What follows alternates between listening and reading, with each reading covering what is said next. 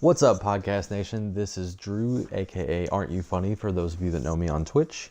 I have with me a very special guest today, and I am super stoked about this episode because I think we're going to get to so much good stuff. But before I do that, I need to throw out my disclaimer that, of course, though I am a mental health therapist by day, as most of you all may know by now, the intention of this podcast isn't for me to replace anything that you have going on, and I'm definitely not going to become any of your therapists. The idea behind this is just to kind of give you all some skills and food for thought so that hopefully you can improve your quality of life in some form or fashion.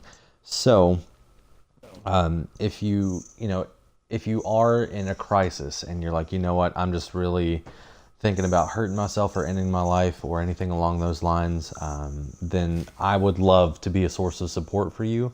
However, I'm not going to be the most effective source of support for you. Instead, the best source of support for you in that moment is more than likely going to be the National Suicide Hotline, or if you Google like crisis services and your city and state, then you're a lot more likely to find effective resources for you in that moment that are going to be local and be able to address your needs a lot more effectively than reaching out to me via email or Instagram or whatever you might reach out to me through. So I don't want to discourage you from reaching out to me and sharing your story or sharing your struggles or whatever, because I love hearing from people. I love connecting with people. However, in those situations, I probably won't be the best resource. So much like suicide, actually that's probably something that we'll end up covering today a little bit.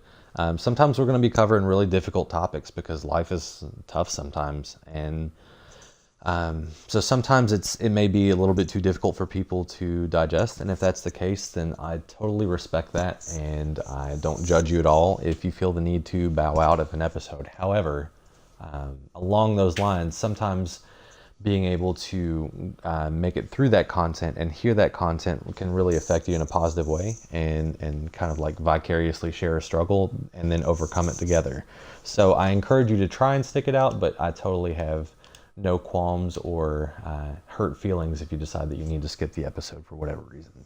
So with all of that being said, let's get right to it. So Mr. Bailey here is somebody Yes, that I sir. met via Twitch, and he, because I don't know this, is going to introduce how he came to know me, and then give a little bit about himself before we dive right into things. So take it away, Bailey. Okay, so the funny part about how I met you is it's gonna all work together in this stream, is because when I found you, I just dropped out of school my 11th grade year Okay. because school just wasn't for me. It was everything that I was learning I already knew from like 8th grade, and I'd wanted to get a job and start making money. I wasn't making anything or being professional there. And so one of the main things when I did is I downloaded Twitch for the first time. Okay. And Far Cry 4 was out at the time, which you were streaming. And you were the first person I clicked because I actually think you were the highest person streaming Far Cry 4. Yeah, I think that was like that was Twitch in my heyday. So Yeah, yeah. And I clicked that, and I was like, all right, I'll see what I feel about this guy for 5 or 10 minutes. And then an hour passed, and 2 hours passed, and then 3 hours passed. And I was like, yeah, this is my new favorite streamer. I can't wait for him to come online. And that's what got me through my days. Is I waited for Aren't You Funny to pop up on my phone that he went live. that's awesome, Is man. it helped me through my days of when I dropped out. I was like, man, I'm a failure and everything. And I look back at that and go, a lot of kids drop out these days, and school isn't for a lot of people.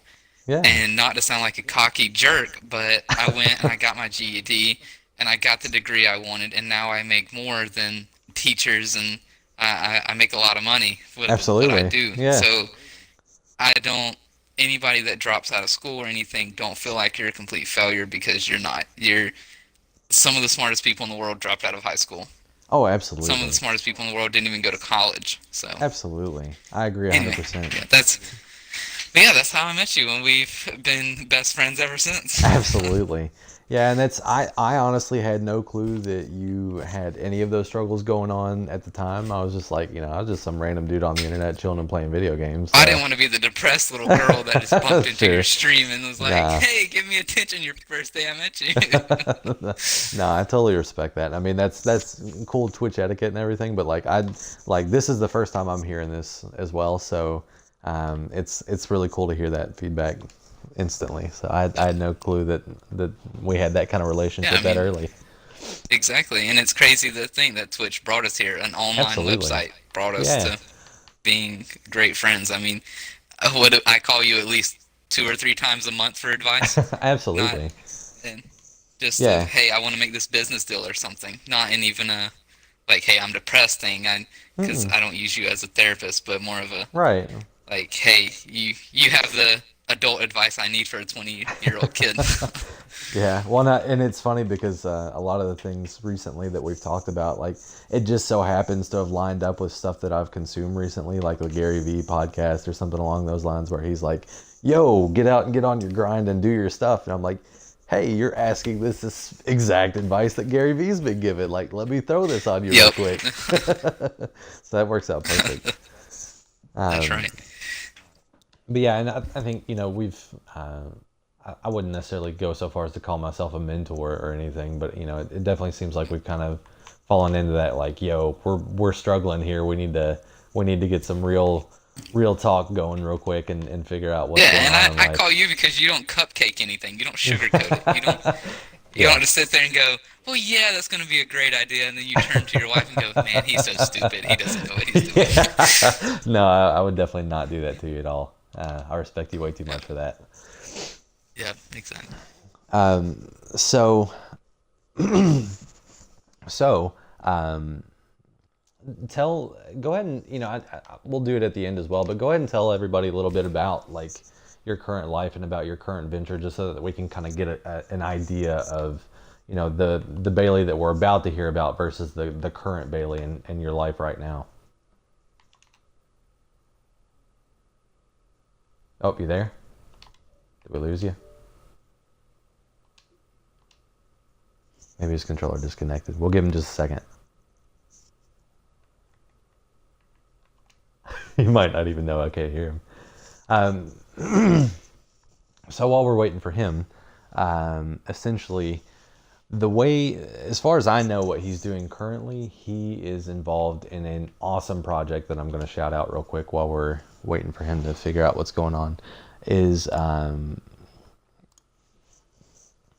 oh yeah, he said his controller died. Okay, so we're going to get that figured out. So essentially, what he's got going on right now is he's got this project going on that's called Car Show Tracker, and my understanding of this, which is very limited, because I'm sure he'll be able to talk more about it once he gets back on here, is essentially he and some of his friends are very involved in cars and the car scene, and he got hooked up with them through a company based out of Florida. I think it's called Black Ops Performance, but I could be wrong about that. But essentially, he and some of his friends got together and were doing this car business, and they kind of sat around and spitballed and got this idea of, okay, we're very interested in cars, and we have all these different car related goals and themes and all of that going on. So why not? I'm sure that other people struggle to get together and find places that they can go to get to a car show, or to hook up with other people in the car culture, or have maybe some on-the-fly questions answered that we may not be able to find elsewhere, that we don't want to necessarily go to a mechanic for, because we don't want to spend all this extra money, but maybe it's something that is specific to this model of car, or to this specific manufacturer or whatever. So essentially what they've done is they have developed a website designed specifically to help people find car events and activities in their area, or in any area, wherever they want to search, and help them find the information to access said activities. So essentially, they're trying to make it like a one-stop shop for all things car related. So again, they have like a little blog going on where they'll say, okay, well, you can ask a mechanic, or you can ask a policeman, or you can ask a social media person, or whatever. And they have all of these different blogs and places that people can go to get answers that they're looking for. So I'm really stoked about this because he's been working really hard on this, and he's been trying to use all of his connections possible. And I 100% support his project because I think it is fantastic and it comes from a really good place. So, yeah. So I think that is what's going on with him currently. And then I think that he's back now. So let's see if that's true. I'm trying to connect to it real quick. Sometimes we have audio issues, and that's okay because things happen. But the technical issues are part of what make things interesting. So it's saying that he is in the party, but he disconnected. So I'm not sure what's going on with that. So we're going to try this, and then we're going to try and get together with him again. So yeah, essentially it's a fantastic idea because, it's the first thing of its kind, first of all, which in itself is impressive. And then on top of that, it's also an opportunity for people to come together in a car scene where they don't have to physically be there, or they don't have to hear about it through word of mouth and then only get 20 people. They had a huge charity event last year where they got a whole bunch of different sponsors and a whole bunch of like different car manufacturers and people that were interested in the car scene, and had them donate things, and had just this huge event where they had like food trucks and all this different kind of stuff going on, and it was fantastic. Like, he told me about this and I was so stoked for him. Hey, what's up, man? Welcome back. Okay. Is everything okay? Does everything sound okay? It's buzzing pretty bad, but it's all good. We'll just roll with it for now. I'll go back and edit it later. Are you sure? Yeah, it's fine, man. Okay. So, yeah, because I'd much rather have you on here at this point than worry about all that. I'm so sorry. That's all good, man. It happens. That's what I was saying. Technical difficulties happen. So, do you want to tell some people about what's, I don't know how much you heard of what I was describing about Car Show Tracker and Black Ops, but... And I heard nothing. I was freaking out trying to fix everything. It's all good, man. I'll run through a brief real quick. My name is Bailey. I'm 20 years old, and one of my biggest life changes recently was I up and left from South Carolina to Florida in one night, when didn't even tell my whole family goodbye. I had a friend that I met through Facebook that had a job opening in something I was really interested in. And my last job, where I was a customer service manager at a grocery store, was not paying enough. The hours were wild, blah, blah, blah. And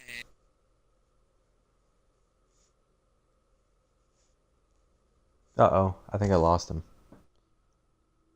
Oh no!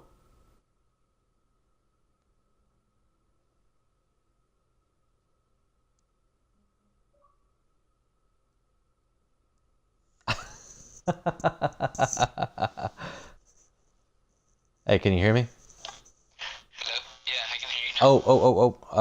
Hold on. So, I'm sorry. Give me just a second. Let me, did you know that you can join parties through your phone? Yeah, but it keeps saying it won't broadcast the audio. That's bizarre. Okay, hold on just a second. I'm sorry. I didn't mean to join it on my phone, but apparently I did. So, give me a second.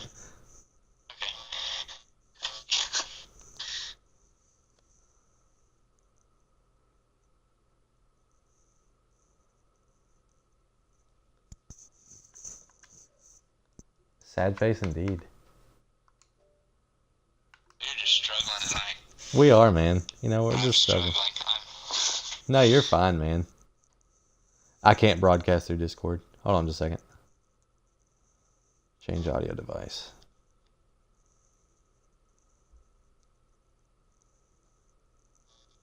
Nope. All right, I'm just going to leave. And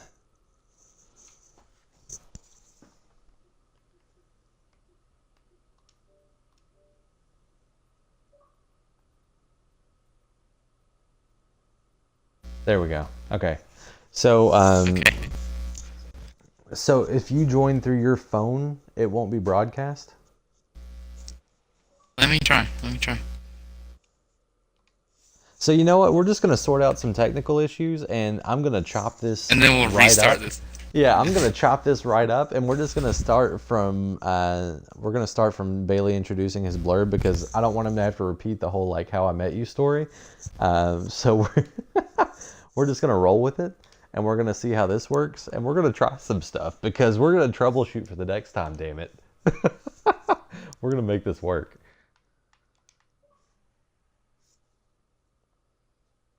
Let's try this. Hey, can you hear me? Yeah, can you hear me? Yes, and there's no buzzing. Okay, we're going to let me put some Apple earbuds in so I know the shit works. Good man. And then on top of that, we won't hear it because I can definitely hear that I'm on speaker right now, and it's a little disconcerting. But Yeah. Oh, I'm plugging my earbuds in. 1 second. yeah.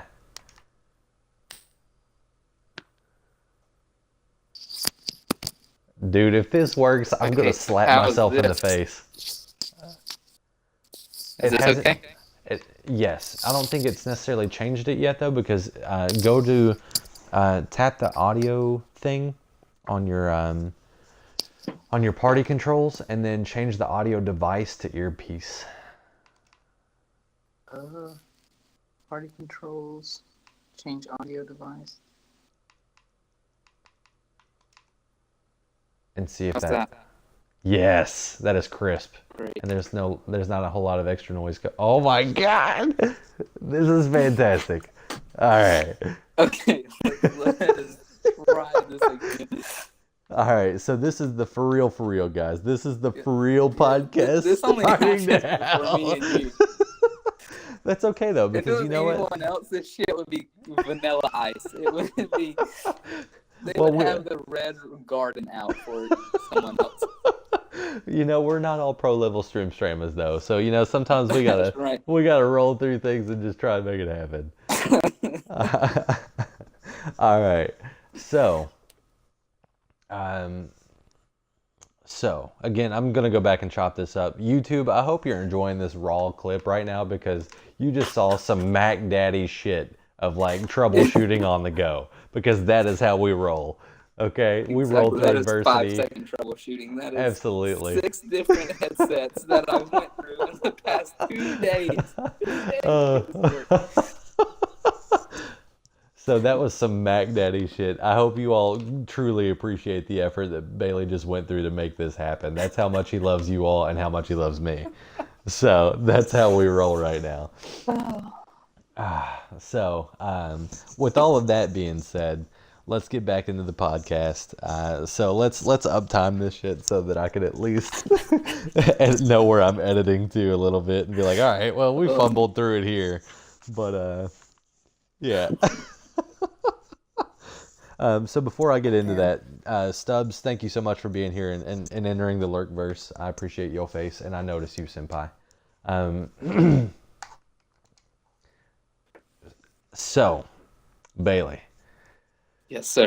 Why don't you give us the rundown of things in your life currently, so that we can get an idea of where the current Bailey is versus the Bailey that we're going to hear about a lot more here in a minute. Okay. So, in the past half a year ago, 6 months ago, I made one of the biggest life decisions I ever made. I up and left to Florida in a one-night thing. I didn't even tell half of my family goodbye. My mom was the only one I said bye to. And I knew a person that was doing a car business, which I've always been interested in and wanted to do. And he was looking for an opening. And I asked him, I said, hey, are you looking for anything? Blah, blah, blah. And he's like, yeah, actually, I need this, blah, blah, blah. And he asked me, when can you be here? And I told him the drive is 8 hours away. And he replies back, okay, I'll see you in 8 hours. So, So I I had packed no my clue car. it worked out that way. That is that is So incredible. I threw my TV, my laptop, and just a bunch of clothes in. And crazy enough, I forgot my Xbox. Somehow, some savage. way. That's all right. Priorities, So, man. yeah, I got here, and B and Funny personally know this, how I drive. I got here in 6 hours and 21 minutes. It was supposed to be an 8-hour drive. Yeah. I had my car gun to the floor, ready to get here. And so on the way here, I had my grandma. What are you doing? What are you doing? Are you sure this is what you want to do? I'm like, yeah, this is gonna work out. I'm ready for it. And I'm still here to this day. I'm vice president of Black Ops. I'm vice president of Car Show Tracker. I run these companies every single day. It's an all-day process. There is no break. But the money's good. The life is good. The cars are good. The females you see with the cars are good. Absolutely. As is fitting for a 20-year-old. Yeah, but yeah, I went from running a grocery store to running $1 million company. So, and it's crazy change, but I definitely love it, and I'm glad I did it. I have no regrets about it. Absolutely. Well, and I mean, what a journey to get there, right? Because I mean, Yeah. like you went from, having all things considered, it wasn't a horrible life at home. I mean, there were definitely, some struggles for sure, but and some relationships that you would have liked to be better. But overall, like you said, I mean, you were managing a grocery store. Like, not many people get that kind of opportunity. But then you take, especially not at 18 years old. right, exactly. And so then you take that, and then you take your drive and your determination and your resources, and you're like, yo, I'm going to capitalize on this. And not only am I going to take this opportunity, but I'm going to take it right now. And you go. I mean, like, most people don't have that kind of conviction or desire for their dreams to happen that much. They're like, well, yeah, I'd like that to happen, but eventually, or whatever. And you're like, no, Yeah, most this people is don't happening. take that last step. Absolutely. They get right to it, and then they fail. And Absolutely. the way I looked at it is, I was 20 years old. I didn't have anything to do. It's not like I was making a life decision in my 40s and 50s where that was going to affect my whole life. Right. 20 years old, if something went wrong or something happened, I could turn my car back around, be home in 7 hours, and be right back at Ingles, my grocery store, the next day. Absolutely. And I mean, you would have had an awesome drive and a heck of a job interview. A beautiful drive. Yeah. Yeah, definitely something on the resume. Right, exactly. Well, what'd you do to get a job? Well, I drove to Florida, so there's that. Yeah. Like, I don't know many people that can say that. Yeah. Yeah. Yeah, I wouldn't announce that, but Yeah. But yeah, I mean, I don't know anybody that can claim that said, oh, well, I just drove to Florida for a job interview, even though it was 8 hours away. Like, nobody. And definitely the first week I was here, I was having the blast of my life. Like, I was seeing things that I would have never seen in my whole life. Oh, absolutely. But definitely after, like, the first second or third week, depression started hitting where I didn't see my family. Yeah. Didn't see my little brother, didn't see my little sister, didn't see my grandparents, blah, blah, blah. Yeah. And after the first visit, it honestly gets easier. After you see them and everything's still the same, Yeah. and they're still living without you. Life hasn't crumbled. Yeah, absolutely. Exactly. Yeah, I got you 100%. Yeah, that's basically it. No, that's basically what's going on now. Well, so tell them a little bit, and we'll do another brief shout out toward the end, but also, I talked a little bit about Black Ops Performance and a little bit about Car Show Tracker, but I don't have as much info as you do. So talk a little bit about that real quick and shout your stuff out. Black Ops Performance, which is actually the name, just got changed to Black Ops Squad because we're getting rid of all the performance part, and we're kind of pushing that business aside and making Car Show Tracker a priority.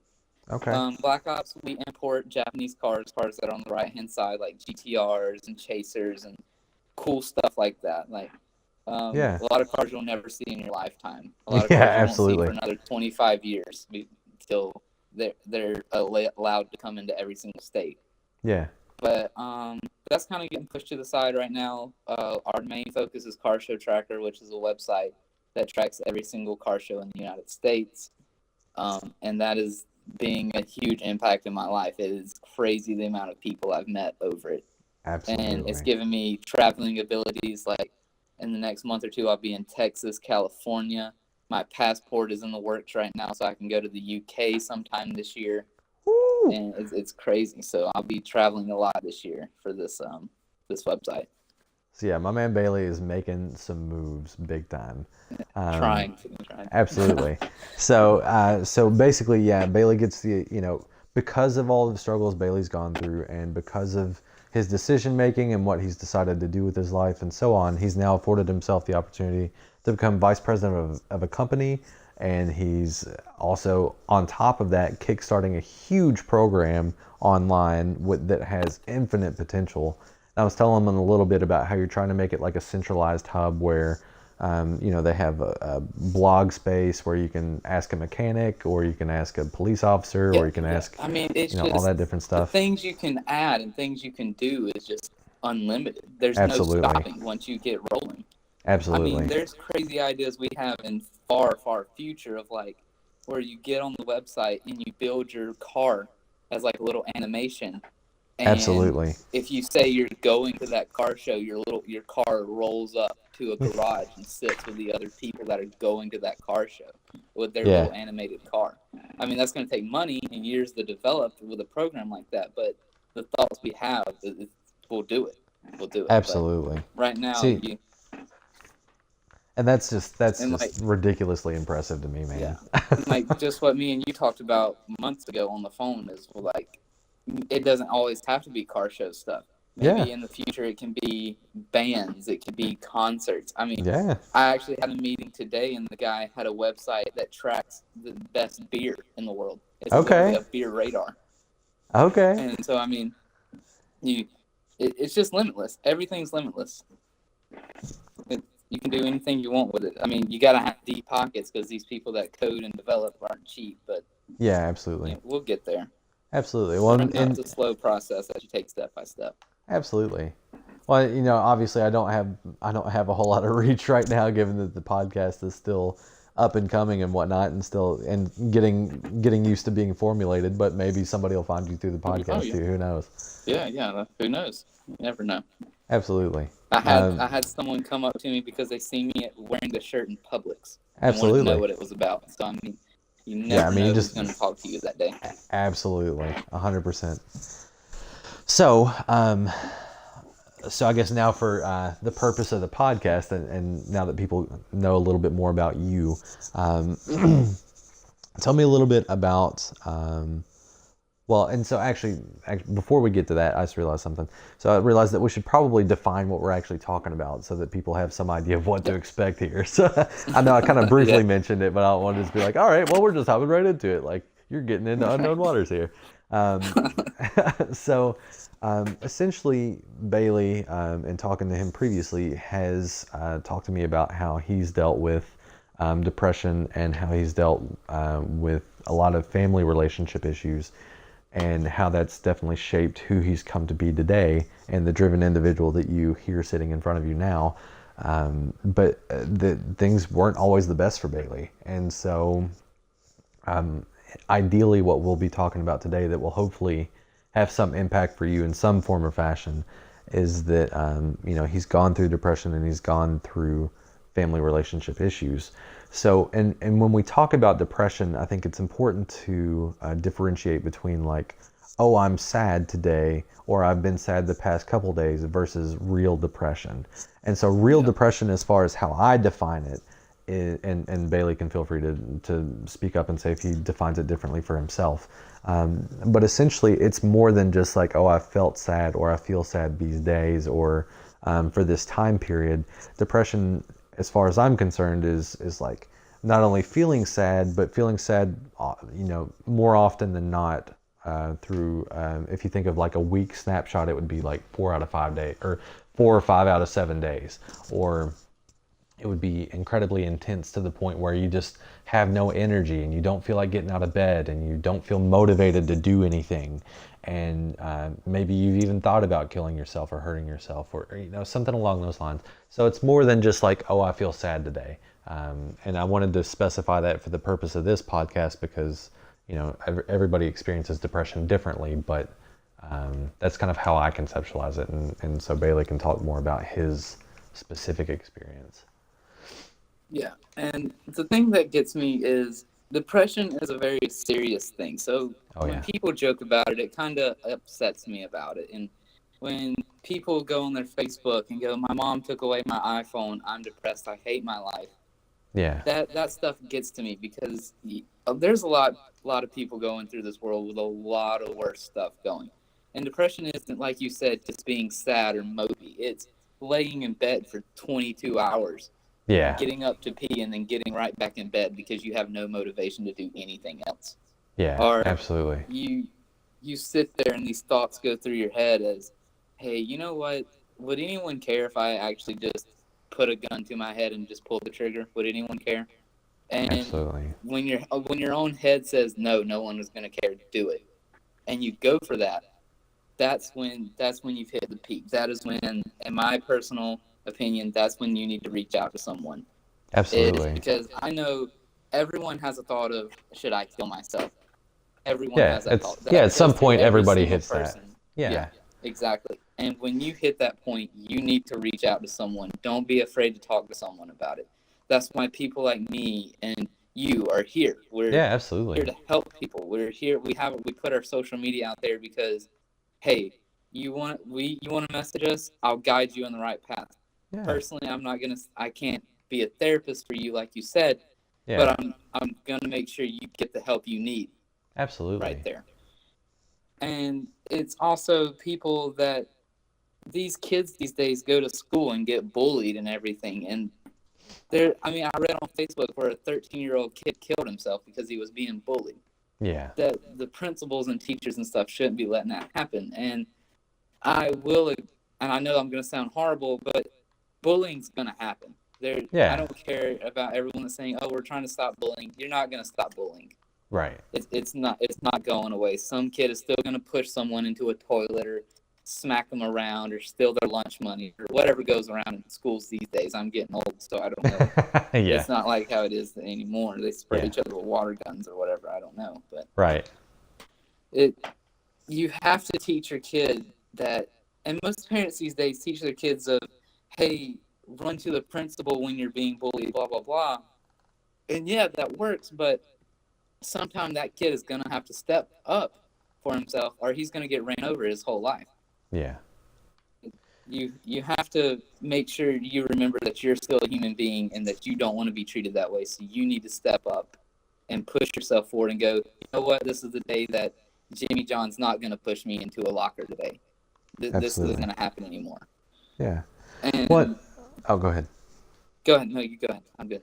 Well, so I think something important to add on to that as well is that that doesn't, that's not to say that we're discouraging anybody from reaching out to a support system of some form or variety, because I think it is very important, and sometimes it takes that extra piece of like, okay, well, I was able to reach out to my principal or I was able to reach out to my teacher, and so now I feel a little bit more empowered.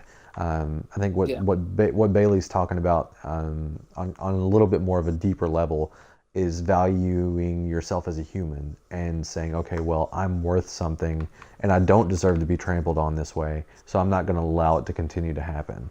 He's not saying, oh, okay, well, going and shooting up your school, for example, since that seems to be a hot topic, is a good idea. What he's saying is like, your life is worth something, and because your life is worth something, that means standing up for yourself and saying, my life is worth something in some form or fashion, whatever that may be. Exactly, because bullying leads to a lot of things. It can lead to depression, which leads to you not focusing on your homework or your grades. And then your grades go bad, and then your parents yell at you, and then you're upset that your parents are yelling at you and disappointed in you. And no one understands that one bad word said to you can affect your whole life. Absolutely. You can go on with, hey, he said this mean thing to me, and I'm going to let it ruin my day. You can't let that happen. Yeah. And that's why guidance counselors are at schools. We pay them for a reason. They're not there to just sit at their desk all day. Right. But I understand that most kids are scared to go up to someone and talk about it because they're going to be like, oh, I'm weak because I'm letting someone bully me and I don't know how to handle it. Which couldn't be further from the truth. Yeah. but I think everyone goes through bullying at one point. Oh, I mean, absolutely. I wasn't really bullied in school. I was more of the class clown and made myself look like an idiot 90% of the time. Sure. But that's how I dealt with my depression sometimes. I had to be the funny guy. I had to make other Absolutely. people smile. And that's Absolutely. something else that we'll cover later on. But Yeah, well, I definitely think bullying is a main cause to depression. absolutely. Well, and I think that's a big contributor for sure. And I think, something else, you made an excellent point in that a lot of the times people that are experiencing depression will often hide that by making other people laugh or smile or whatever. And I think that the most prominent example that comes to my mind is Robin Williams. So, he was known as the funny guy, and he was Mr. Improv, and he was all of these different things. And then, it comes out, and I don't pretend to know a whole lot about it, but my understanding was that he was experiencing a significant amount of depression. But it was hidden because nobody saw the sadness behind all the laughs. And so I think sometimes, like you said, it's your way of dealing with it. I'd rather laugh and make other people laugh and make a fool of myself than really acknowledge what's going on, which is that I don't like my life, or I can't stand the person that I am, or I can't stand the way that people treat me. Yeah, exactly. And like you said, Robin Williams, look at how much money he had. Oh, man, yeah. Money doesn't fix sadness. All the connections Robin Williams had. The man could do anything he wanted to do. And sometimes that doesn't fix everything. Maybe because, I don't know his whole life story, but maybe he never reached out and talked to someone. Maybe he was too scared that it would get out into media. And you see all these $3 magazines at a Walmart thing that would have destroyed his whole life, saying, "Oh, Robin Williams is depressed. He's weak, blah, blah, blah." Yeah. And maybe that's one reason he didn't get out. Because you have to, the person you go to talk to about your depression is someone you definitely want to trust. Yeah. It's not someone that you think you're going to tell at school, and then in cafeteria, everyone in the whole cafeteria knows your life story and why you're depressed. That's not what you want. So always make sure whoever you're going to run to is someone that you can trust. And I don't want to be the person that says this, but I'm going to say it anyways. Preferably not your parents. Try and have someone as a friend before your parents. Well, and I think it depends on the relationship that you have with your parents too. Yeah, and I agree with that. The only reason I say that, and I'm not saying it because of my relationship with my parents. Go ahead. My story. No, go ahead. I'm going off of more of the parents are going to freak out and wonder why you're depressed and send you straight to a doctor or a therapist or something. And sometimes that's not what you need. You don't need a therapist just because you're dealing with mild depression. Now, if you're saying, "Hey, I want to kill myself, Mom and Dad. I don't want to be on this planet anymore," yeah, you probably need to go to a therapist. But all the people I've talked to and seen and dealt with, I've always told them to speak to a friend before their parents, just to make sure that what they're really going through is something that's serious. And I'm not saying depression is serious, but there's levels of it. Yeah, there's different levels. So, yeah, you definitely want to get your friend's opinion before your parents, and in my opinion. Yeah, and and of course, as a therapist, I'm going to say, well, if something's bothering you, then you should go talk to somebody, regardless, or at least kind of have that conversation. But I think the other piece that you're talking about makes 100% sense in that, and that going to somebody that's a peer makes sense to a degree, because they're going through a lot of the same struggles that you are, and it could be that they turn into a great source of support for you that's unexpected. So, I talked, I think it was episode 1 or 2 where I talked about coworkers being able to understand, as well-intentioned as our support people are, sometimes they're not always the most equipped to be able to really help us with what's going on. And it ends up that you spend a lot of your time talking about your struggles, explaining minutia and details that you don't really want to have to take the time to explain, because you want to be able to vent about what's going on. Whereas with somebody that's in your same situation, understands that a lot better, and you don't have to go through all the explanations. You can just say, well, how Miss Jones is, or how such and such is, and then there's that immediate level of understanding and the shared kind of struggles. So I think what you're saying makes a lot of sense to some degree. Absolutely. There's nothing wrong with developing a support network. Yeah, and to cover kind of what I was saying, just to make sure it makes sense and people don't think I'm stupid. You're fine, man. If you go to a friend that, say you're in high school or something, parents grew up different in their generation at Oh school. yeah. School definitely isn't the same as it was when our parents went to school 20, 30 years ago. Yeah. And that's why I would say go to a friend, because they're in the school. They might be dealing with the same exact thing. They might. I just think that people your age or just a little older would understand it better. Yeah, And absolutely. that's why I would say that. Yeah, and so yeah, we're definitely saying the same thing then. You know, just being saying, okay, well, I recognize that I have other people in my life that care about me, but also being willing to reach out and develop those other systems of support that could definitely be a huge impact for sure. Yeah, because I would go off and tell like my old boss or you or something about my Yeah. problems before I would my grandma. Because if Right. I went and told my grandma what was going through my head, she'd have a heart attack because she was worrying about me so much. Yeah, So that absolutely. something like that is what I look at. Yeah, so I mean, it's always, you know, much like what I've talked about at the very beginning of this podcast, is that it's always going to be a case by case basis of like, well, you know, this may work for you, this may not. But you know, Bailey's experience in particular is one where he's like, okay, well, you know, though I know that people at home care about me, like I'm going to feel more supported by people that are of my age or that have been through similar struggles to me, and that's what worked for him. So that's, you know, that's where he's coming from.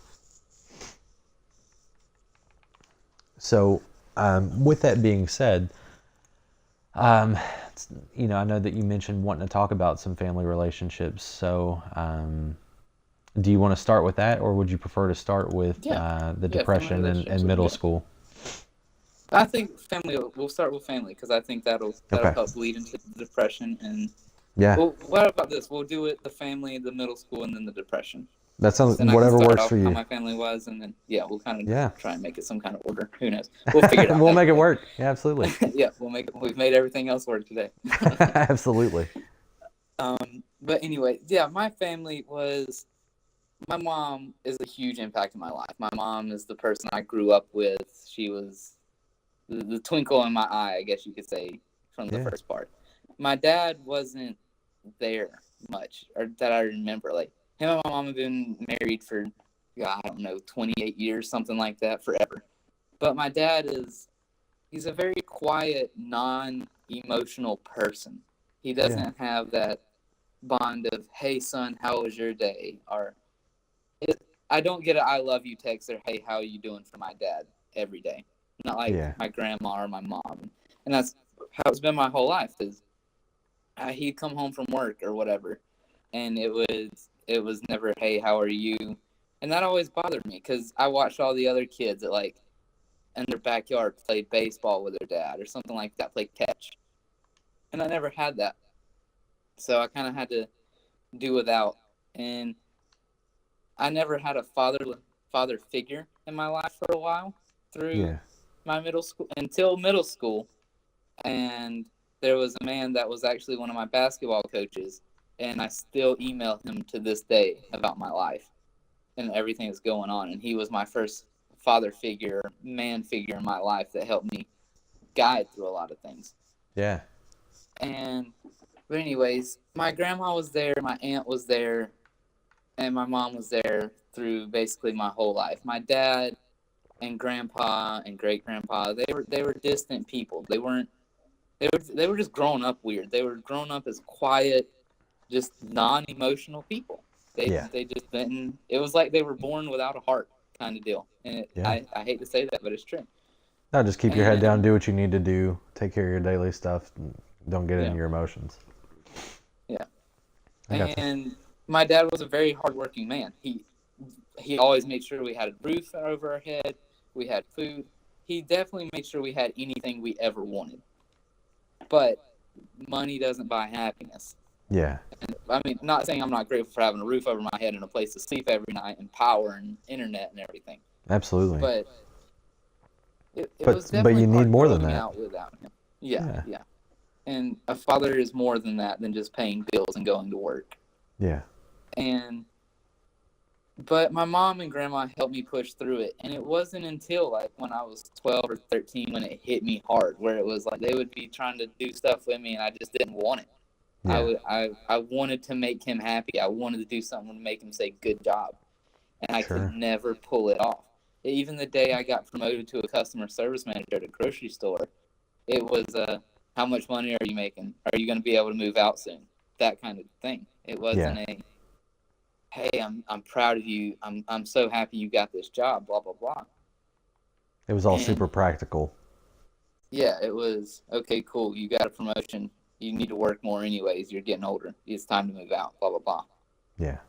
And even when I moved to Florida, it was, why are you moving to Florida? Okay, if it's gonna work, whatever. Bye. Wasn't I'm gonna miss you or anything like that. Yeah. And so it wasn't until about last month, 2 months ago, when I went and I did a visit back to South Carolina and hung out with him, and we had basically most of a day together. And I just straight up told him, I'm like, why haven't I ever made you happy? What have I ever done that may upset you or with me or whatever? Yeah. And he looked at me and goes, son, it's not that I hate you or anything. I love you with all my heart, blah, blah, blah. It's just I don't show emotion, and I'm sorry. And since that day, I was like, you know what? He was honest with me. He didn't bullshit me. He Yeah, didn't give me absolutely. any crap. And to this day, since that last visit, me and him have a phone call every single day, almost. We text every day. We phone call every day. It's something in that moment. It took 20 years, but it clicked. It finally clicked. Yeah. And I think absolutely. it took a lot. I think he had to mature.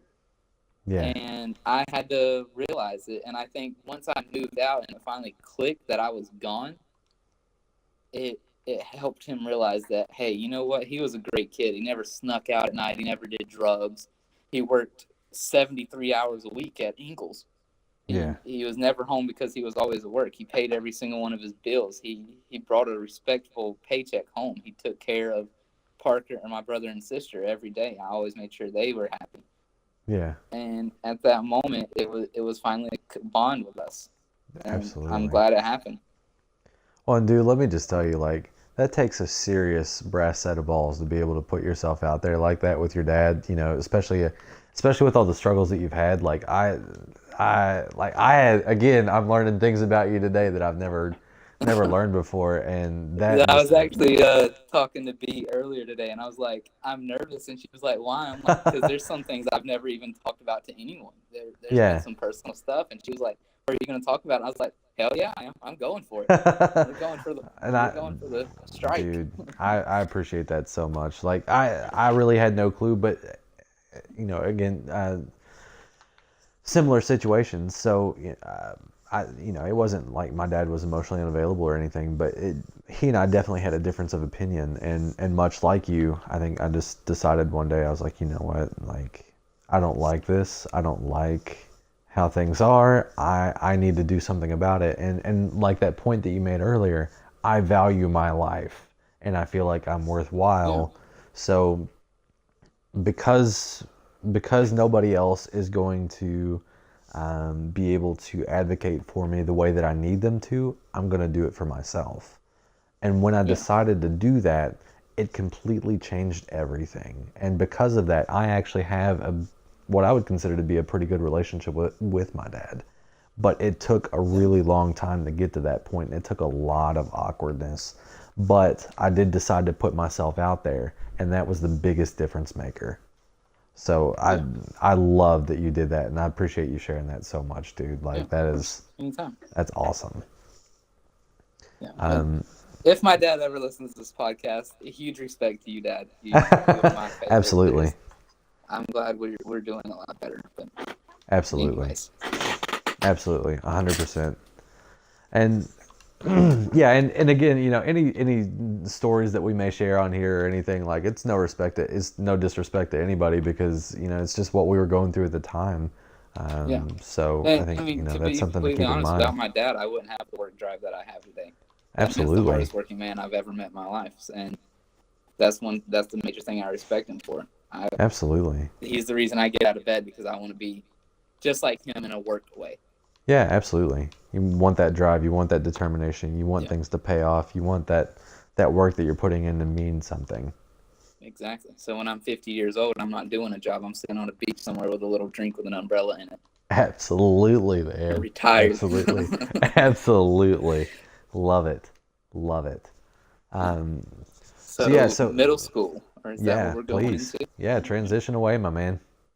All right. So as me and Funny had a phone call the other day of getting ideas what we were going to do for this stream, and I told him that I wanted to do something for the middle school, high school years of myself because that's what, well, obviously that's when depression hit the hardest. That was when going through puberty, realizing that not every girl thinks you're attractive, calling a girl and Yeah, saying, "Hey, you want to hang out?" and she goes, you yeah, have cooties or whatever, whatever happened yeah, when you were yeah. 12 years old. And middle school was a rough year for me. My parents got divorced for a short period of time. Mm. I know I just said they're happily married for 20 years, 28 years, something like that. Yeah, But they were divorced for roughly a month. It was just a bad month for them. Stuff yeah. happened, and they got right back together. So I don't really consider it a divorce, more of just a A break. big break. Yeah. Yeah. And so I moved to a place called Chesney, South Carolina, which is a little like hick town where the banjos play. Excellent. And I lived with my aunt for a month, and I went to school in Chesney. And well, actually, let me back up. I went to school in Chesney before because we used to live in Chesney, and then we moved to Bowling Springs, which is another little hick town. Okay. And then I went back to Chesney when I moved with my aunt, just to make that clear, so Okay. no one's confused. But Yeah. anyways, and so it was good. It was okay because I still knew a few people that went there, and I still think it was the best moment of my life because I met one of my coaches at a basketball when I used to bookkeep for basketball. Okay, so And this is the basketball guy. Yeah.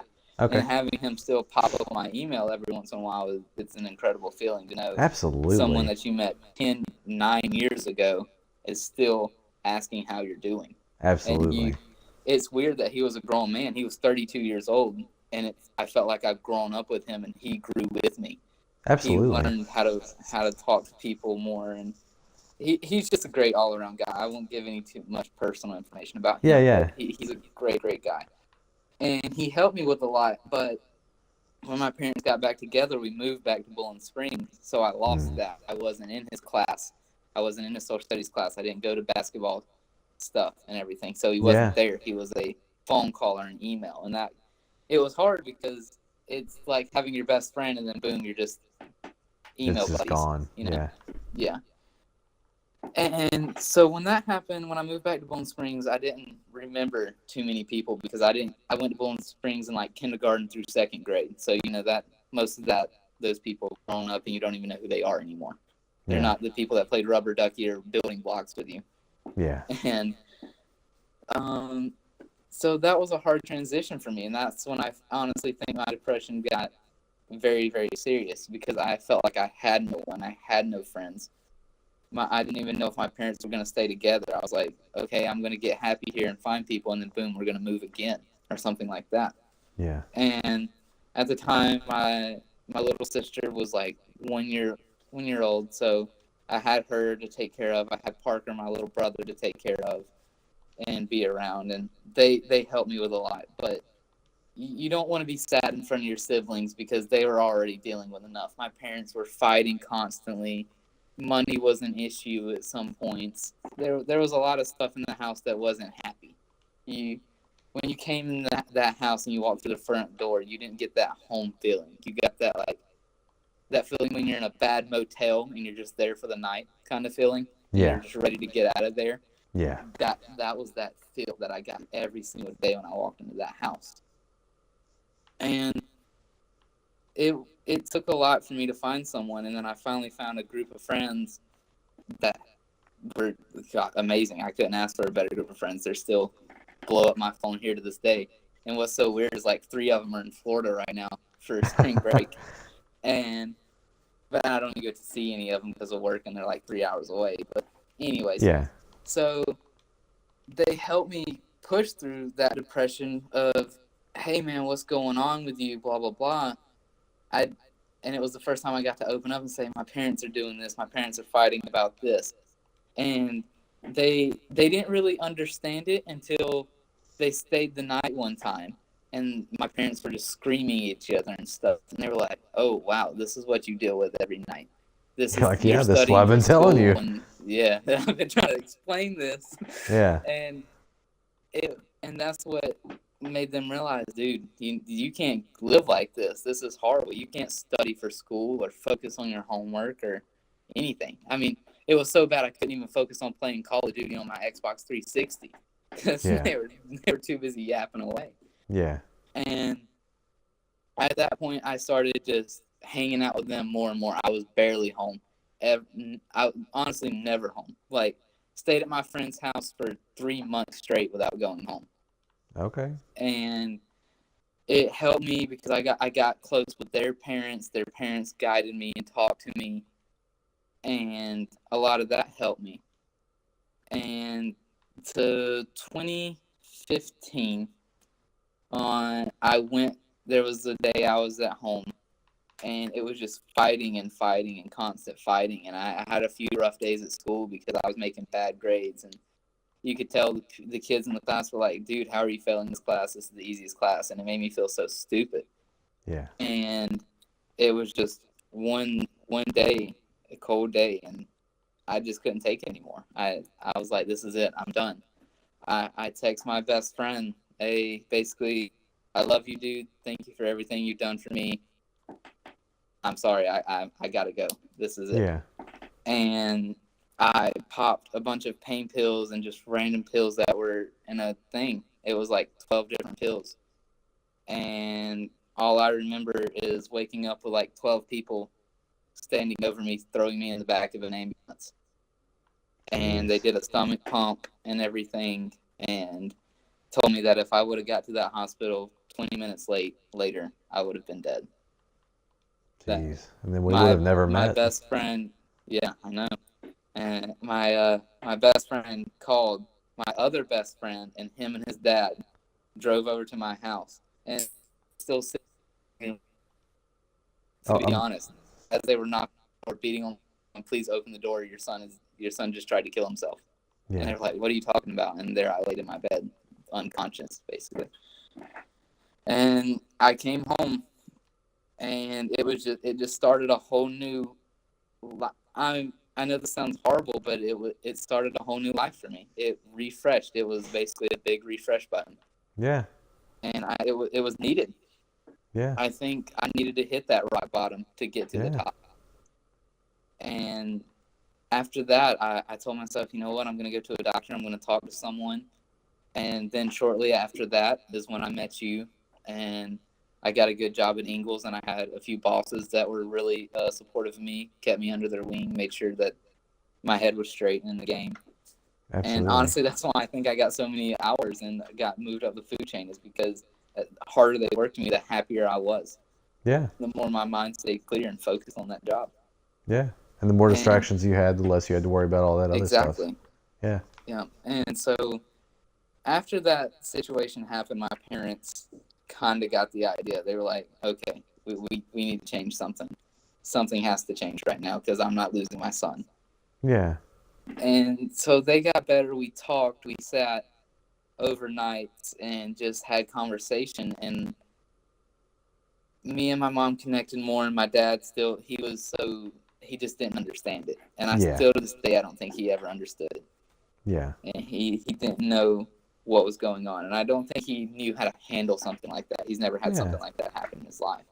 Well, I mean, like you said, he's not the most in touch with his emotions, so that would kind of make sense. Yeah, exactly. Yeah. By his own words. I don't care. Yeah, exactly. Yeah. And so after that, I got better. I started talking to people. I mean, like I told you, I was working at Ingles 73 hours a week. I didn't have time to be sad. Yeah. I had to be on my best game when I walked through that door. Yeah, every day. And yeah. And so I worked there for roughly 2.5 years, almost 3 years. And I was realizing that they were kind of using me, running me over. Yeah. Like, hey, they were hiring another manager that had no experience and was making $6 more an hour than I was. So and you're like, wait a minute. And you're like, wait. Yeah. I got a 25-cent raise last month, and you're giving this person a $6 ahead of me start. Right. And I went up to my boss, and I was like, this isn't right. I'm working all these hours, and you can't say I'm horrible. I think I'm one of the best people you have here. He's like, oh, yeah, I know. but this is just how my boss wants it. I'm sorry, nothing I can do. Get over Yeah. it. Go back to work. And at that moment, I was like, wow, does this place even care? Like, Yeah. I don't want to be at a place that I'm going to spend all my time and all my effort into making a great store. Because, I mean, when I started working at the store, the money there wasn't that great. That store didn't bring in business. And I helped that store get back on its running feet. Yeah. We brought in a lot of money. Yeah. And so I felt like I was doing a great job. And then once that happened, it was just like a punch in the mouth. Yeah. It was like, you know what? You did all that for nothing. They don't care. They can replace you with someone else. They'll pay someone else more money to work harder than you. So And definitely at the that point, I corporate was like, mindset. yeah, exactly. And so at that moment, I was like, you know what? I'll put in my 2 weeks. I'll push away from Ingles, and I'll get into something else. And so I did, and that's how I made the push to Florida. And Absolutely. since then, I've met great friends. I've met great people. The workspace is a relaxed workspace. Not saying it's not busy, but it's an office feel. You have people cutting up, telling jokes, hanging out. You have music playing. You don't have to worry about what Granny Sue is going to come in there and complain about. This is our office. This is our place. This is me and 4 other guys. We do this. We bust our butts off every day, and we get to reward ourselves on weekends and on Fridays and stuff. Well, we don't do anything. We don't have to do anything. We did our part. And like you said, you put in your time and you put in the effort. And I think on top of that, you went from a place where, you may have been valued to some degree, but essentially that eventually hit a ceiling, and you were able to work through that to get to the point where you are now, where you're your own boss. And you're able to say, okay, well, I put in my time. I took an opportunity. I made it happen. I'm putting myself on the line, and because I'm doing that, I found happiness in my ability to feel valued and my ability to say, like, this is what I need as an employee and as an employer and all of those things. So, again, you worked, you put in the time, you put in the effort, and you made it happen. Yeah. And absolutely. Something I want to go back on real quick is, yeah, please. Because I was reading this thing that we made up, and I forgot a section that I wanted to go over. Is when that stuff was going on between my parents and I was feeling depressed, the number one way that I was sitting there, I was like, yeah, I'm depressed. Something's going on. Is I used to be the most energetic kid in the world. I could run mountains. I could run miles, not even worry about it. And I would come home from school, and something's not right when your Xbox doesn't even give you motivation. Every kid wanted to come home and play Call of Duty with their best friends. Absolutely. And if you're sitting in bed going, no, I don't even care to play my Xbox. Yeah. Something's up. And it was, I couldn't even find movies or music that interested me. Everything was just stupid, dumb, worthless, wasting my time. Just nothing gave me interest. Nothing motivated me. And that's the worst part about depression is you sit there and you lay in bed for hours and hours and hours thinking, I'm laying in bed in all these hours and no one's texted me, asking me what I'm doing or how I'm doing or where I'm at or anything. My parents haven't walked in my room in 8 hours to even check on me. So do I matter to anyone? Does anyone care? Why should I stay here? Why should I be here? I could end myself and be somewhere else and figure out a new life or whatever happens when you pass on. Yeah, sure. Well, and I think, there's definitely this theme that continues to pop up, that's continued to pop up throughout the whole thing, which is that, feeling valued, and then valuing yourself as well, because, you got to the point where you're like, you know what, do these people even care? Do I even matter to them? Do I matter to myself? Am I worth all the time and effort that people have put in so far? All those things.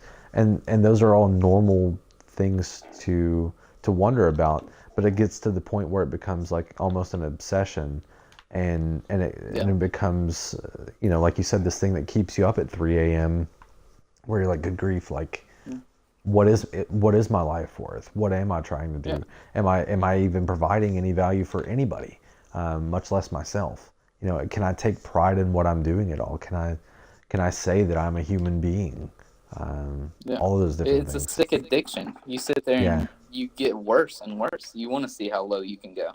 Yeah, absolutely. And well, it's it's a hard thing to beat. Absolutely. When it's, self-disclosure without going into too much detail, like, I hit middle school was horrible for me. Like, not necessarily quality of life or opportunities or anything along those lines, but like, I went from being, elementary school, which probably doesn't count for a whole lot because it's not incredibly academically rigorous, but like, I was in an advanced program in school, and I didn't have to work very hard at all and all that stuff. And I went from doing all of that to becoming the kid that just was like the social butterfly, and that stopped caring about schoolwork and stopped doing all those things. And then, my parents have a very high value for academics, and they valued education. They valued, give yourself opportunities. And really, that's probably one of the biggest reasons that I am where I am now and why I'm doing this podcast. But I did hit a point in middle school where I was like, life isn't going to get any better. Like, I've truly hit the point where I feel completely and utterly alone. And there's nobody that would even care if I killed myself. So like, I had a plan, and I'm not going to disclose any details just because I don't want to freak people out. But like, I had a solid plan. I knew exactly what I was going to do. I hit the most alone that I had ever felt in my life, and the only thing that stopped me was that I was two things. One, I was concerned about how my family would take it, and the other is I didn't want to make a mess. And I would have made a mess. And those are the only two things that stopped me in that moment. Of course, now I could tell you, countless reasons why I shouldn't have done it. But in that moment, that was the only thing that stopped me. Was like, okay, well, I don't want to make things harder on my family, and I don't want to leave this huge mess for them, because that would be inconsiderate of me. And that was one of the things that I was struggling with anyway, was like, being considerate and feeling like, that I'm being rude, or I'm not thinking of other people, or whatever. It was those kinds of struggles on top of, typical like teenage angst and middle school drama and whatnot that I think we all go through to some degree. Exactly. But it just got amplified to the point where I truly felt I could not handle it anymore. But those are the things that stopped it. Absolutely, 100%. So like, again, I'm not going to pretend that I can 100% relate to your specific situation, but I think overall I definitely get the idea. Yeah. So like we were saying earlier, everyone shouldn't be afraid when that thought crosses their head, because absolutely, it goes through everyone's head. But at that moment, I'm not saying don't be afraid, don't stress it, don't worry about it, you'll be fine. No, when you hit that moment, go talk to someone. Make sure you're going to be fine. Make sure it's not going to be a big deal. Things like that. But when depression's going to happen. There's no one out there that's perfect and 100% happy every single day. Yeah. I agree 100%.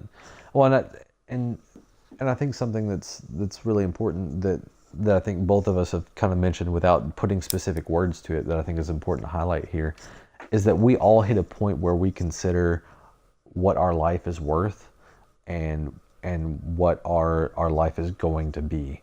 And it's that existential crisis. And a lot of people think of it as like the midlife crisis, where it's like, okay, well, I've done all this, and where's my life going to go? We all have those thoughts, and they all hit us at different times.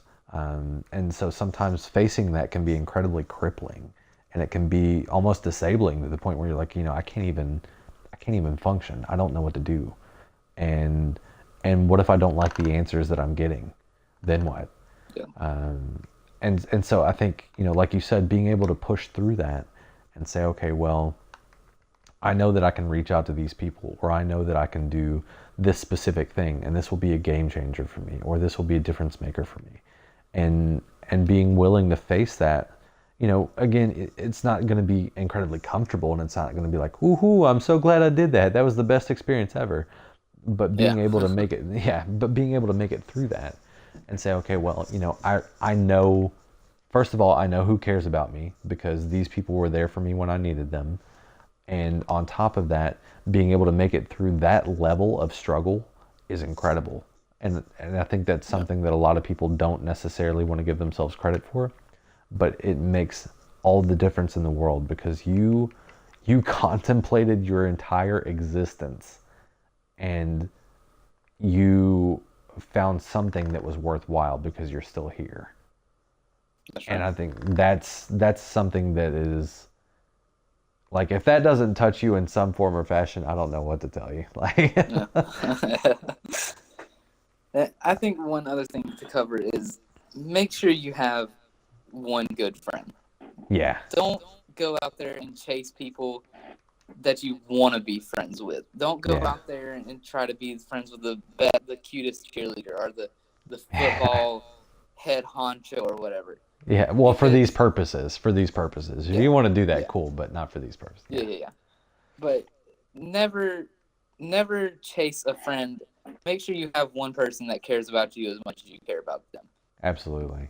Because I have a few friends right now that if I said, "Hey, I need you," and I'm all the way in Florida, I'm telling you, in 8 hours there would be cars in this parking lot.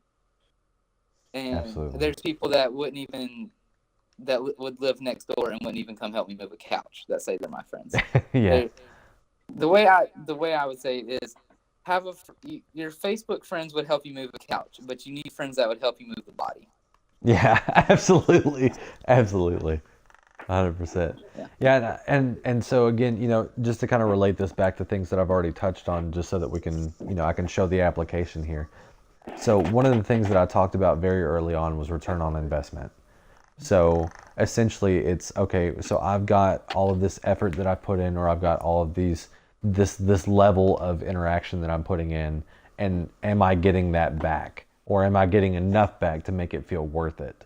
Because if you're not getting enough back, then you reevaluate, okay, do I really want to put this much time and effort into making this person my friend? Or is it so much of a struggle that it's exhausting, and I'm like, okay, I just don't see where this is getting me. Because if that's the case, then you want to really reevaluate things and figure out what really does matter to you. And so in situations like this, I'm sorry, just one more thing.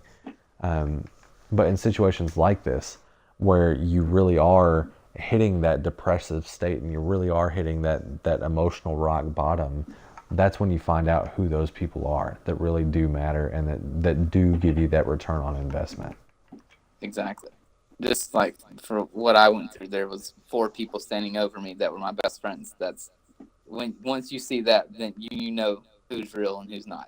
Absolutely. The other people that heard about it was still in bed eating their Pop-Tarts, Yeah. But, and one other thing I would say about people going through depression is don't plaster it all over social media. Yeah. And because there's people on your Facebook that you don't want knowing that. Because those people are going to hurt you in the long run. They're going to go, "Oh, did you see where Bob or Nancy was so sad, blah, blah, blah, such stupid," that they're putting that all over their Facebook. And it's just going to be worse, because and then there's going to be people that message you, "Hey, what's wrong?" just to get in your business. Yeah. Well, and I think the one caveat that I would say to that is that it's different for everybody. So some people have the most valuable relationships on Facebook. I think the thing that I would encourage you to do is be cautious about it and say, okay, well, the internet is forever. And I think a lot of people forget that, and that every bit of information that gets stored on the internet stays there in some form or fashion, even if you delete it. So exactly, there's a cookie or a catch somewhere that had it sitting. Yeah, exactly. And there's always the way to undelete things and whatnot. So, or people could have took a picture of it, screenshot. Absolutely. You never know. Absolutely. So, I think being careful about who you allow to see things makes a big difference, because like you said, maybe you have Bob or Sue that's going to go to school and make fun of you the next day or whatever because you were feeling that way. But if you need to reach out to people, there are privacy settings, there are limitations that you can put out there for who sees your content. So I think reaching out to people is important. It's just being mindful of how you do it. Yeah, but from mine, I have 1,500 friends on Facebook, and I wouldn't put, "Hey guys, just try to kill myself." That is not what you want to put on social media. That is exactly. That will haunt you for the rest of your life. Yeah. Yeah. So I think just being very cautious about how you do it and about who you reach out to and all of that stuff makes a huge difference. Yeah. So I think that's a great point. That's definitely something to consider. So I think that we're at the point, and I think that we've already kind of talked about this to some degree, but just to kind of lay it out there for everybody that may not have picked up on things, or that may say, well, this podcast isn't about like specific life struggles, or doing therapy with people or whatever. Maybe I'm trying to figure out a new way to deal with things. So, I guess to really highlight it and put it out there, what ways did you find helpful or unhelpful in dealing with this depression and in dealing with these family issues? Number one thing was that, like I said, finding good friends that you could call family. That, if you could text or call, they were going to be there right then and there. Absolutely. But you can't always rely on friends. They have lives too. They can't be there for you 24/7. Absolutely. And I think a number one thing was finding a good hobby. I bought model cars. Model cars were my hobby. I built little toys. And going to car shows and stuff, and just pushing myself to be more motivated and going out to more social events, like car shows, or when friends wanted to, all 12, 13 of us wanted to go get pizza, instead of saying, nah, I'm good, I'll stay in bed tonight.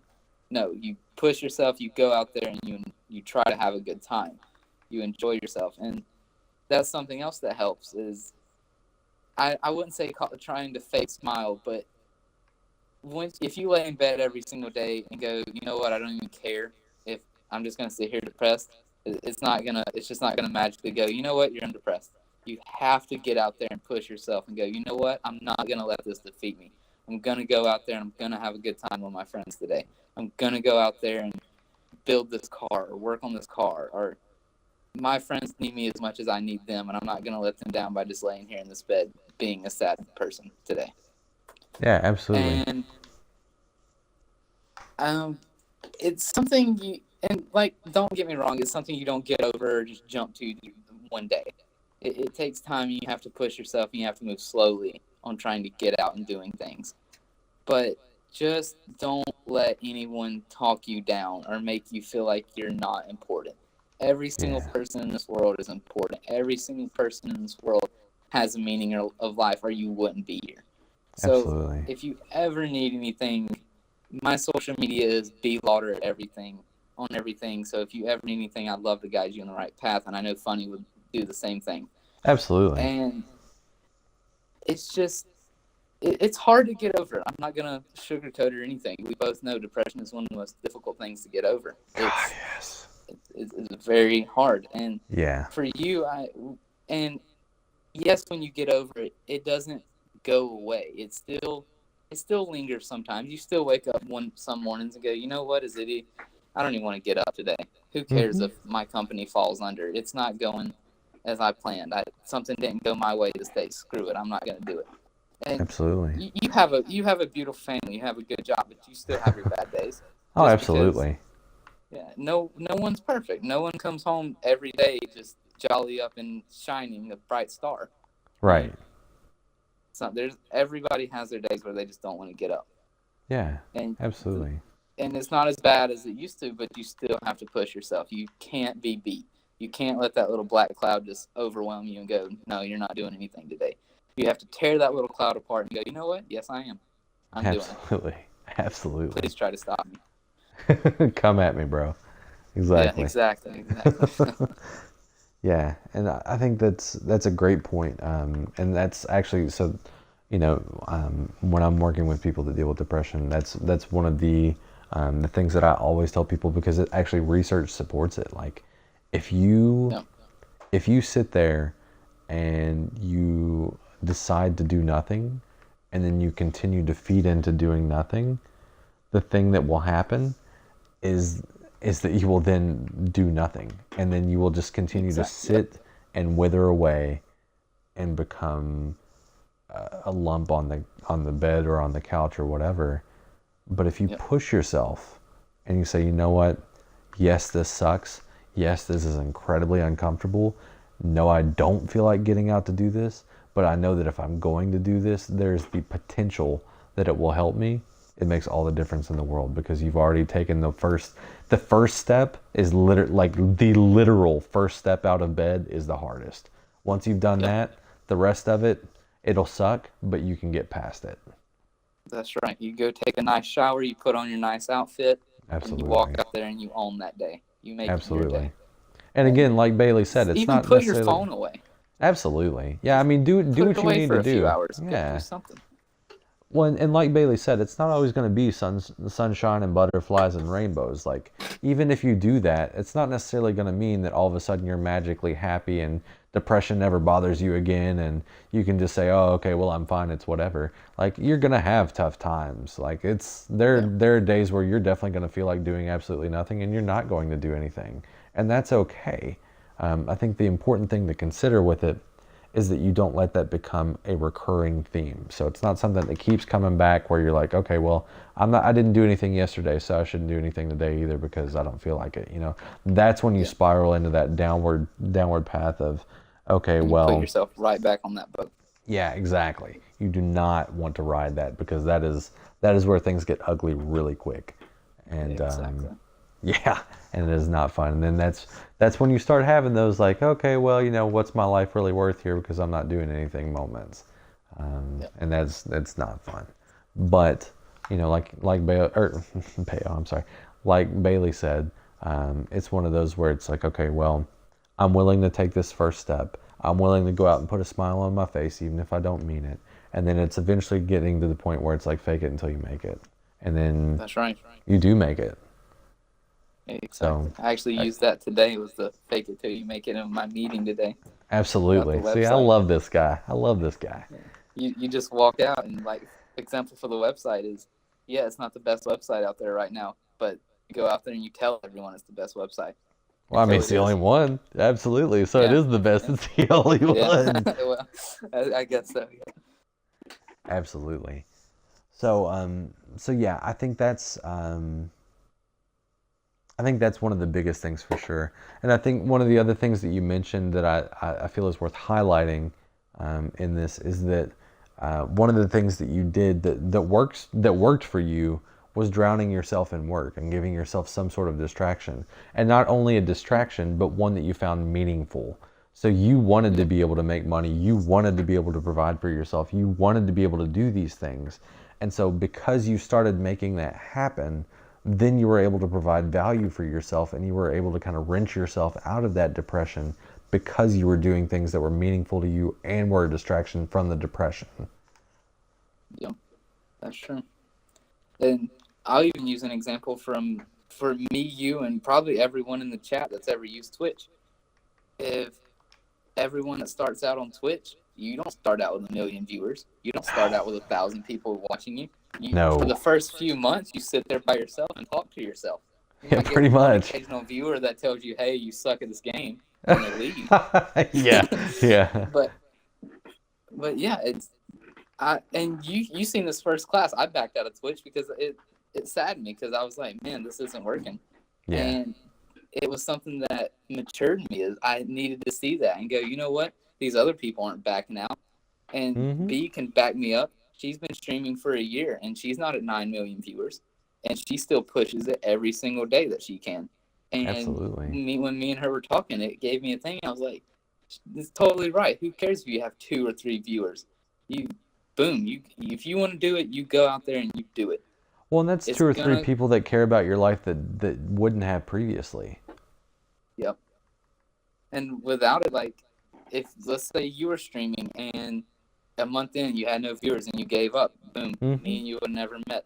Exactly. It's small things that I've been looking at in the past few weeks. I'm like, so much of this stuff makes sense. Is you don't give up, because there's always a reward if you put the effort in. Absolutely. See, Vapor over here, or I'm sorry, Bailey. He's known as Vapor on Twitch. Bailey over here has taken the podcast ideas and freaking ran with them, because that is exactly what I covered in one of the episodes. Was like this. Okay, well, look at the small things and see where see where they take you. So, And that's definitely a way to combat depression as well. I was like, Yeah. value the little things. Know that these things can have a major impact on your life, and that looking at these things in a little bit more detail can make a huge difference for you. That's right. Even for my website that I'm doing right now, Mm-hmm. it's nowhere close to where I want to be. When we first developed this thing, did 9 million people jump on this? Go, oh, that's a great idea? No, nowhere No, close. We're no, still sitting here waiting for people to jump on, and but we go out to every single car show and bust our butt and advertise it, and it's working. absolutely, Every absolutely, single time I come home from a car show, there's 30 or 40 new people on the website viewing it and stuff. And absolutely, that's the best feeling in the world, is going, I just spent 12 hours in the sun and I got a reward from it. absolutely. And that is what you have to go out there and do, is you have to find something that you put effort into and you get a reward from it. And that Absolutely. is the best feeling in the world, and that is how you get over depression, and that's how you push through your life, and that is how you make yourself happy. Is you find something that makes you happy and you don't let anyone take it away from you. Absolutely. Well, I think more, and taking that a step further, you find something that you find value in, not just like oh, well, this is fun, but something that you truly find value in. Like, I find value in doing a podcast because I like reaching lots of people, and I like the idea of making a difference in somebody's life. Does that always happen? No. But, I find the idea of that happening very appealing. So I take time from my day to say, you know what? I'm going to record this podcast because it may reach somebody today. And if it reaches that one person, I've done my job. I'm happy. I'm satisfied. I'm good. Exactly. All it takes is making one kid go, you know what? He's right. And he pushes through his life. That's fine with me spending an hour or two on a podcast. I did it. Absolutely. I made someone happy. And I would do it either way. Absolutely. 100%. So We yeah, went so I off through think this mic trouble just to make some kids happy. absolutely, you better believe it. So I think, let's see. So we talked about faking it till you make it, pushing through it, distracting yourself and finding things that are meaningful and valuable to you, reaching out to support people. Oh, reaching out to support people. That's one that we talked about a bunch and we kind of hammered home. But again, if you're sitting at home right now making a list of things as we're going through the end of this podcast, reaching out to support people and developing a support network, not one where you're like, okay, well, I'm going to go talk to this person in hopes that they're going to be able to support me through my depression. Like, that's not realistic. Instead, if you say, okay, well, this person seems cool and they seem like they have a lot of similar interests to me, or they seem like they care about a lot of the same things that I care about, or whatever, they seem like they might be able to get me, which I think is another thing that contributes to depression, is just feeling like you're not understood. If you find somebody that might get you, that's still somebody that didn't get you before, that could be there for you when you need them. And because you just never know where your friends are going to come from. And that's right. like Mr. Bailey and I, perfect example. I would have never predicted that we were going to become friends and that we were going to know each other, because I never know who's going to show up in my Twitch chat. It may be that the CEO of Vero decides to come in and chill in my chat, and all of a sudden we become friends just because I was broadcasting something on Twitch one day. Like, you just never know. And it could be that they end up becoming this whole friendship over you killing elephants in Africa. Right, exactly. On a video game. On a video game. So it's those things that I think make a huge difference, where you never know how you're going to run into people. And so being open to the idea of that happening, I'm not saying you go out and throw yourself at everybody, like that's a horrible idea. But what I do think is looking for some of those same shared interests. So like, Bailey and I automatically had a shared interest because he was here watching video games, and I love video games. So that was a shared interest right off the bat. We knew it up front. So we didn't have to go through the like, hey, do you like games? Like, what games do you like? That kind of, we didn't have to go through all that because it was an automatic, like, World of Warcraft. Right. Are you one of those guys? Yeah, exactly. We didn't have to go through that whole conversation. Instead, it was, oh, okay, you're here watching this game I'm playing, so that tells me that you like at least some form or fashion of something that I'm doing. So we automatically have a shared interest. So if you find other people that have some sort of shared interest, that can be a huge, huge impact on your life. And again, these are people that could turn into support people for you that you don't expect. And yeah, I've got people in my chat right now talking about like, I was a shock to them too. Like it's completely unexpected. Yeah, So I and think even from like, think about it, we became friends, and now I know Sam. I know me and Mm-hmm. B talk every single day. I just got done streaming Absolutely. with Sam last night. I know Exactly. Popzer. I talk to him all the time. It's Exactly. crazy to think that me and you started, and then boom, we branched off and made a big circle of all of us that talk and Right. hang out and have each other's back. Right, exactly. And I It's I talked about that the other day with B and Kit of like, my Twitch world gets ever smaller, not knowing that all of these people are interconnected. And I'm like, what is this? Like, I have all Exactly. these friends I didn't even know existed. Yeah, it's So, wild. yeah, absolutely. It's 100%. It's if there's one thing that you can expect, it's to expect the unexpected in life. Like, you never know what's going to come down the pike. Yep. Um, If you ever seen the show Pawn Stars, he says you never know what's going to come through that door, and that's the truest thing in the world. You never know what's Absolutely. going to happen tomorrow. Absolutely. So I'm trying to think. So I know that we talked about distracting yourself, finding support people, finding things that you value, and then distracting yourself with those things that you value. Do you feel like there's anything else that really helped you get through your depression, or that helps you deal with it now that I'm missing? Well, yeah, like we said, work and Yeah. just having that one solid person you can always count on. And Yeah. I know we kind of didn't really cover this, but being in relationships, if Yeah. you make sure you find that one person that cares about you as much as you care about them. Absolutely. Don't fall in a relationship just because that's the first girl, or if you're a girl, the first guy. Yeah, or like if that. Whatever your preference may be. Yeah, exactly. Yeah, exactly. Whoever you want to date. Yeah. And just never let anyone run you over or make you feel like you're not good enough. Exactly. It should be in a relationship, a friendship, anything. It should be a 50-50, full effort, no slack. You come home every day to know that your wife loves you as much as you love her. Absolutely. Or at least Even I though hope she's so. going to love me more when I take her time. That's okay. We'll get into that. Absolutely.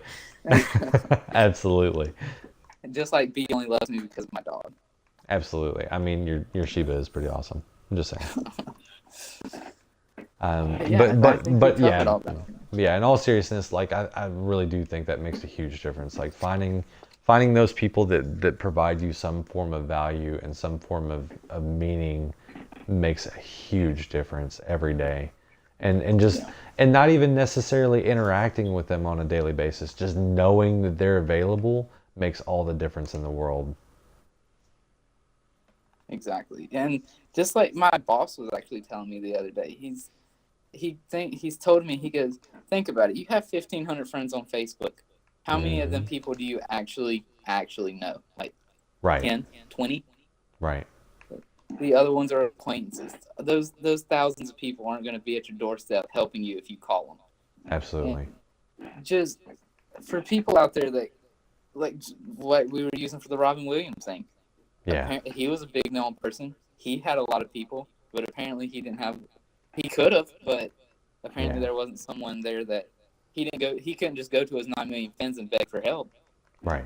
And there's just, you can't, like you said earlier, you just can't put yourself out there to everyone, or you're going to get hurt and you're going to make it worse. You need to make sure you find that right person. Absolutely. And it's hard. I'm not, we make it sound really easy, like, oh yeah, just wait it out for the right person. Yes. Like those days of loneliness where you can't find the right person, those suck. Yeah. Oh, those suck. Exactly. Those suck so bad. But the difference is, like you said, you're not going out and hurting yourself in the process either, because you're not going around saying, okay, well, I decided to go try and be friends with this person or that person. Instead, you said, okay, well, I'm going to wait and find the right one. So. Yeah.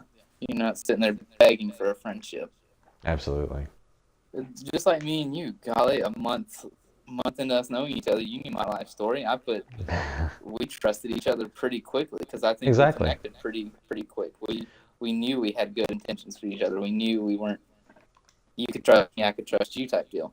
Exactly. And that's what I think makes our friendship so great today is Absolutely. we never BS'd each other. Right. Well, yeah, and I think that's a big difference maker too. Is like, you know, you've again tying this into concepts that we talked about in the very first couple of episodes, like being able to be genuine with yourself and with other people, you'll find those meaningful connections. Whereas if you're not able to do that, then it takes a lot longer because then you got to kind of sort through like, well, are they being real or are they not being real? Am I being real with them? You know, you don't have to do all that song and dance. You're already doing it. It's those people that are the yes man is what I've heard them called. Yeah. It's just everyone that says yes and agrees with you. Yeah, exactly. If I wanted one of those people, I just talk to myself and agree with myself all day. Right, exactly, yeah. Yeah, if I wanted to hear my own thoughts and opinions thrown back at me, I'd just talk to the mirror. Exactly. Yeah. Cool. Well, Yeah, I think that we've pretty much covered everything. Is there anything that you all heard, addressing chat directly now, breaking the fourth wall? Is there anybody anything in chat that has questions? Yeah, anything that you all feel like we should have talked about a little bit more, or anything that you all heard something and we're like, hey, yeah, we'll talk about that later, and then we ended up not coming back to, or anything along those lines that you all feel like we should address? And so while we're waiting on their answer, Bailey, if you want to shout some stuff out, like ways that people can find you, things that you, whatever you want to shout out, your projects, whatever, doesn't matter. Go for it. Yeah. So I want to start streaming, obviously, more. I think in the future, me and you could do another episode on more different topics. Absolutely. I think Absolutely. We could do a follow episode, exactly. as Professor Broman calls them, follow episodes. That's right. But anyways, yeah, I want to start streaming more. I want to start doing a more card-based stream or just play PUBG with you guys type deal. So I want to get into more of that and have a more relaxing, fun nights. But other than that, no, I don't have any projects going on. But for social media, everyone can reach me at blawter, LAWTER, on Instagram, Snapchat, Facebook. All of it is that. Yeah, and so that's the letter B. So BLAWTER. Yeah, there you go. So if anyone ever needs to contact me or ask me questions, I will do my best to help you and get you on the right path. Absolutely. So I'm sorry, Bayo. I keep calling you Bayo. I keep seeing his name pop up in chat. Bailey is definitely making himself widely available to you all should you need him as a resource. Also, if you just want to talk to him about cars and shoot the crap with him, you're welcome to do so as well. I think so. If he'll have this on his social media as well, but if you want to shout out the URL for your new baby, you're welcome to do that as well. Oh, okay. So for the car show tracker. Yeah. Yeah. It's going to be carshowtracker.com. It's simple. Sign up. You get all the car shows around you in the United States. If you actually are watching the stream and you're interested in it and you find me on Instagram, direct message me and I will make sure you get some kind of a goodie. Absolutely. See, there you go. Boom. Yeah, we'll do a podcast kind of giveaway thing. Absolutely. So that sounds fantastic. Oops. B-Done got kicked out. It's all right. So, I need to update that. Oh yeah, I'm sorry. I forgot. I changed it. It's all right. I think that pretty much covers us on that end. I just want to, of course, I'm going to do this personally as well. But Bailey, thank you so much for being the first guest because you've been phenomenal. I appreciate your willingness to share everything, and yeah, I just appreciate the heck out of you, dude. Oh, no problem. I'm sorry we had such a struggle. It's all good, man. It's all good. It was worth it. I knew it would be worth it. I was like, yes, this is going to be the episode where things really take off and we're going to do some great stuff. So if you all found this podcast episode helpful at all, please feel free to leave some sort of feedback, whether it's a subscribe or a shout out on social media or whatever it is that you decide to do. If you want to email us or hit us up on any kind of social media, we've shouted all of our stuff. My stuff is, you can find me on Twitch, where I do this live at twitch.tv/aren'tyouffunny. So that's ARENTUFUNNY. And then on Instagram, I had to mix things up a little bit and be Aren't You Funny TV. So that's ARENTUFUNNY TV. And then that's also my email, which is aren'tyouffunnytv@gmail.com. Then yeah, that pretty much covers the social medias. So if you want to be involved in the podcast in any form or fashion, whether it's just being an active listener or providing feedback or sharing a story that you want me to just share on the podcast and we can talk about on here, I'm more than open to any and all of the above. If you want to be a guest on here, feel free to reach out. But yeah, if this episode touched you in some way and you're like, yo, I find that meaningful, we would love to hear that feedback. So please feel free to give that. Absolutely. But again, thank you, Podcast Nation, for being awesome. And thank you, Bailey, for being awesome. No problem. Thank you for having me. Absolutely, my man. So I hope that this podcast brought you all some peace of mind. Peace out. So. Yes, sir.